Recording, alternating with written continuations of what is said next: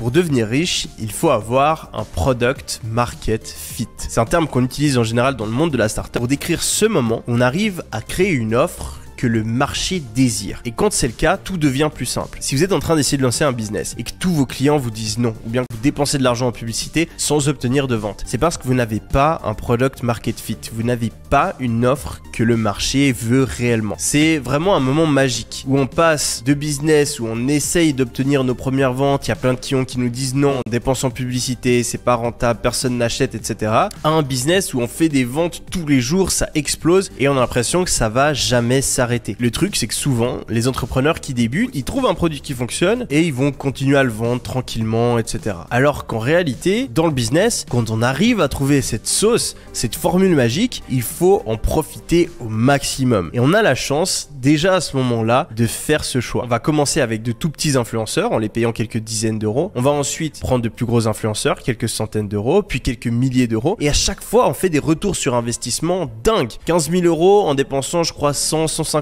euros ce jour de Black Friday. 23 000 euros en dépensant 200 euros pour un influenceur. On va ensuite prendre des plus gros influenceurs. On va oser prendre des risques et payer 20 000 euros un influenceur. On va faire 100 000 derrière. Et tout ça jusqu'au jour où on arrive à faire 1 million de dollars en 24 heures pour la première fois. C'est une ascension fulgurante. Et elle a été due au fait qu'on avait compris ce 10e principe. Pour devenir riche, il faut comprendre le marketing. On a parlé plutôt des compétences à haut revenu. Et de loin, selon moi, la plus importante, c'est le marketing. Surtout si vous lancez un business. Steve Jobs, Elon Musk et même Mark Zuckerberg, c'est en réalité des génies du marketing. Et souvent, quand je parle de marketing, pour la plupart du gens, c'est flou. C'est un terme qui englobe plein de choses et donc on comprend pas vraiment ce qu'il faut faire pour devenir bon en marketing. Pour devenir bon en marketing, il faut comprendre la psychologie humaine.